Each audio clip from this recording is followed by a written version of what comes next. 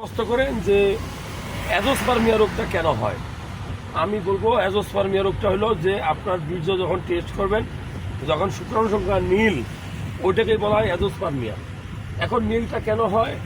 যে অনেক সময় আপনার অন্ডকোষ যেখানে শুক্রাণু তৈরি হয় সেইখানে যদি তৈরি না হয়, অর্থাৎ কারখানায় যদি গ্যাঞ্জাম হয়, যেমন ক্রোমোজোমের সমস্যা হলে, অন্ডকোষে কোনো টিউমার হলে, অনেক সময় অন্ডকোষে ভেরিকোসেলি হলে এই প্রবলেমগুলো হয়। তো যারা ভিডিওটা দেখছেন আমি বলবো, তারপরে অ্যাজোস্পার্মিয়া হওয়ার জন্য অন্ডকোষটা ঠিক আছে কিনা একটা আল্ট্রাসাউন্ড করবেন।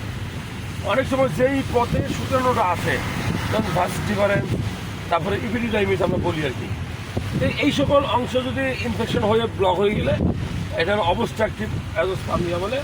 আর যদি তৈরি না হয় এটাকে আপনার এটা বলে নন অবস্ট্রাকটিভ অ্যাজোস্পার্মিয়া। অ্যাজোস্পার্মিয়া হলে বাবা হওয়াটা টাফ, তারপরেও ডাক্তার দেখানো উচিত। আজকাল আধুনিক চিকিৎসা আছে, ইনফার্টিলিটি বহুত সেন্টার আছে, যেখান থেকে অন্ডকোষ থেকে শুক্রাণু কালেকশন করে যদি তৈরি হয় আপনার, যদি আপনার মূলত অবস্ট্রাকটিভ হয়, তাহলে কিন্তু আপনি ইক্সি পদ্ধতির মাধ্যমে আইভিএফ পদ্ধতিতে আপনি বাবা হইতে পারবেন। তো শুক্রাণু নাই বলে আপনি বাবা হইতে পারবেন না এরকম না, এটা চিকিৎসা কিন্তু আছে।